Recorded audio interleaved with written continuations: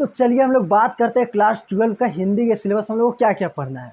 हिंदी में हम लोग को पढ़ना है निबंध, कहानी और काव्य। निबंध और कहानी को गद्य कहा जाता है, ठीक, और जो काव्य है उसको पद्य कहा जाता है। तो गद्य में से आएगा हम लोग का 30 मार्क्स का और पद्य में से आएगा हम लोग का 20 मार्क्स का। अब गद्य में से जो निबंध है, निबंध में क्या क्या पढ़ना है, तो निबंध में एक पढ़ना है कुटज, ठीक, हजारी प्रसाद द्विवेदी द्वारा लिखा हुआ बहुत अच्छा निबंध है कुटज। ये कुटज एक पौधा का नाम है, पढ़ के बड़ा अच्छा लगेगा और हम लोग के मन में थोड़ा साहस भी आएगा कि हम लोग को भी कुटज के जैसा बनना है, ठीक। और दूसरा है कलाकार की व्यक्तिगत ईमानदारी। कलाकार की व्यक्तिगत ईमानदारी ये थोड़ा सा नहीं समझ में आने वाला है, ऐसा निबंध है कि समझ ही में नहीं आता है। मैं भी जब 12 क्लास में पढ़ रहा था यही पढ़ रहा था, समझ ही में नहीं आ रहा था क्या पता है क्या लिखा है, लेकिन आप लोग को पूरा अच्छे से समझा दूंगा मैं, इसकी मैं गारंटी देता हूँ, ठीक। 100% लिख के रख लीजिए कि आप लोग को समझ में आएगा। और ये जो पूरा वंदे भारत कोर्स है आप लोग को ऑनलाइन फ्री में भी यूट्यूब में मिल जाएगा, और जो बंडल के आसपास रहते हैं वो लोग आके पढ़ सकते हैं यहाँ पे फीस देके। ऑफलाइन फीस देके नहीं पढ़ोगे तो कैसे चलेगा मेरा, ठीक। तो दूसरा कहानी। कहानी में हम लोग देखते हैं कहानी में क्या क्या है भाई बहन पढ़ना है। आज़ादी के समय जब अंग्रेज लोग का जो सामान है, अंग्रेज लोग का सामान खरीदे कि ना खरीदे, उसके ऊपर थोड़ा सा कहानी में समझाया गया है कि क्या क्या होता है। और ये थोड़ा चुटपुटिया कहानी भी है, लेकिन उस टाइम जब अंग्रेज लोग था उस टाइम तो अच्छा कहानी था, लेकिन अभी के हिसाब से थोड़ा छोटा मोटा कहानी है, उतना मज़ा नहीं आएगा पढ़ के, लेकिन ठीक ठाक कहानी है, ठीक। नशा।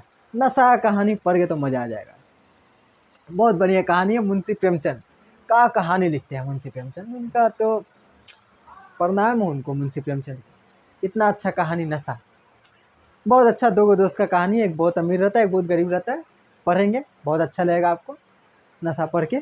मलबे का मालिक, ये भी बहुत अच्छा कहानी है, पढ़ के मज़ा आ जाएगा। मलबे का मालिक चला गया पाकिस्तान, आएगा तो देखता है कि उसका घर वाला कोई ज़िंदा नहीं है, तो उसको पता है कि कोई मार दिया है उसको, और उसी से बात कर रहा है कि पता है उसको वो मार दिया मेरा घर ला को। ये आदमी चल गया पाकिस्तान जब देश बंटवारा हुआ था, तो उसको पता है कि वो आदमी मेरा परिवार को मारा है, लेकिन फिर भी जाकर उससे बातचीत कर रहा है। ये भी बहुत अच्छा कहानी है, दिल बहला देने वाला, दहला देने वाला। दिल थोड़ा तुमको गुस्सा आएगा कि कैसा आदमी है ये जो मारा, वो लोग को गुस्सा आएगा, तुम लोग मार दोगे, ऐसा गुस्सा आएगा। काव्य।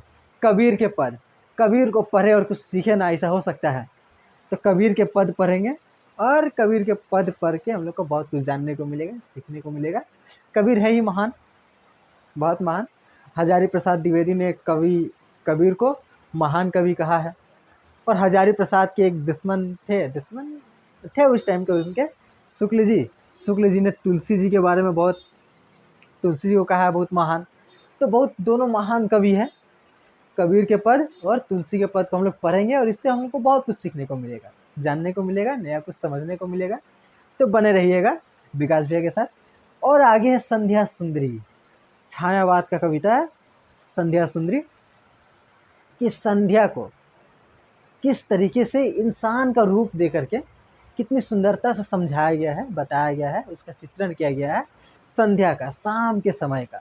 तो ये भी पढ़ के हम लोग को आएगा, अच्छा आएगा, लेकिन अच्छा ही है, बहुत अच्छा है।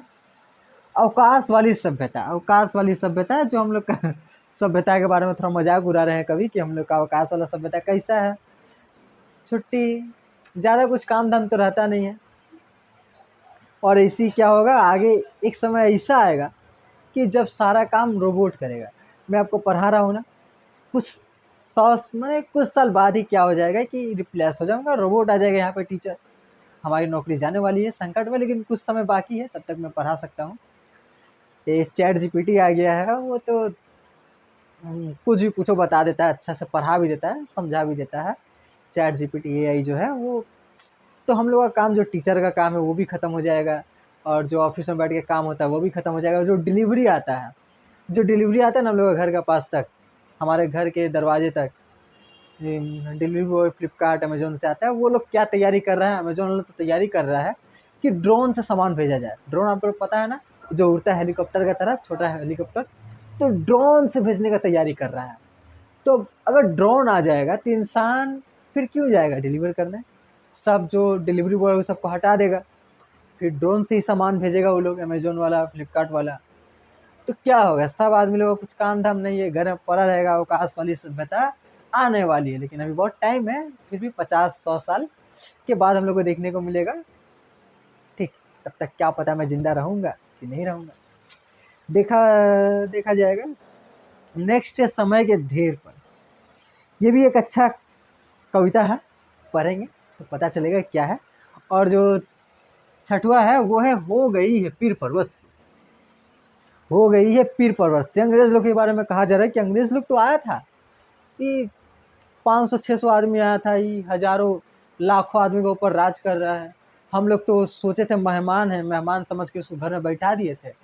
अभी तो हम ही लोग का ऊपर क्या क्या किया अंग्रेज लोग तो पता ही है। हमारे यहाँ पे आके हम लोग का सामान बहुत कुछ किया। तो वही है उसी टाइम का कविता अंग्रेज लोग का कि हो गई है फिर पर्वत से, उखाड़ फेंकना चाहिए वो लोग को, पर्वत को उखाड़ के फेंक देना चाहिए, वैसा कविता है। तो इसके बाद अभी और है हिंदी साहित्य का इतिहास भी पढ़ना है, निबंध भी पढ़ना है। तो यहाँ पर जो गद्य है, गद्य से 30 मार्क्स का आएगा, जो काव्य है, काव्य से 20 मार्क्स का आएगा, हिंदी साहित्य का इतिहास उसमें से भी आएगा 10-20 मार्क्स का, और निबंध से आएगा 10 मार्क्स का, और 20 मार्क्स का प्रोजेक्ट आएगा। तो कितना हो जाएगा, 30, 20, 50, 50